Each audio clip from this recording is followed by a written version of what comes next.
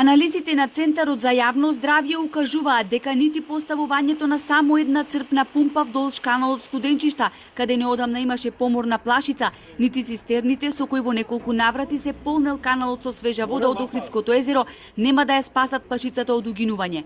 Секојдневните мерења покажуваат дека количеството на кислород и понатамо е далеку под границите на нормалното, кој треба да изнесува над 10 милиграми на литар вода. Кислородот во каналот е на 5,6 милиграми, што не е доволно за опстанок на рибата која презимува таму. Количеството на кислород е помало, што значи дека и цијот онај животински и растителен свет што е тамо има проблем со користењето на доволно количество кислород за свој опстанок. Сите тие осцилации секако дека имаат влијание на флората и фауната, но подолгорочно влијание и на целиот систем. Сега тоа е еден дел кој што го снабдева и Охридското езеро со вода.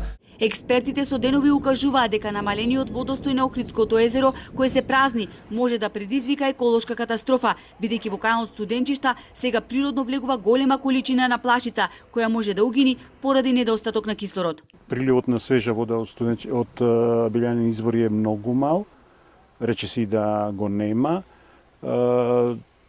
Доток од некои други крајбрежни извори кој што беше каналот, малиот канал кој што е за жал затворен овде кај што влегуваше свежа вода од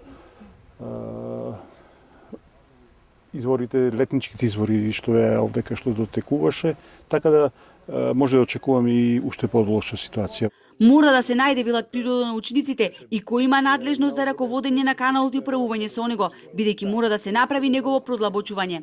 Она што се седиментира, односно што се таложи во него, доведе до големо плитнување и сега во погорниот тек на каналот, односно поблиску до билјанини извори или до нас, имаме длабочина на водата од само половина метар, која знаеме дека за вакво опстанок на толку густа популација на плашицата е многу тешка. Додека се направи прокопување на каналот, од хидробиолошки бараат оделем набавување на аератори кои што би се поставиле во каналот за да се избегне уште поголема еколошка катастрофа, бидејќи таму има околу 10 тони плашица, но и други видови риба.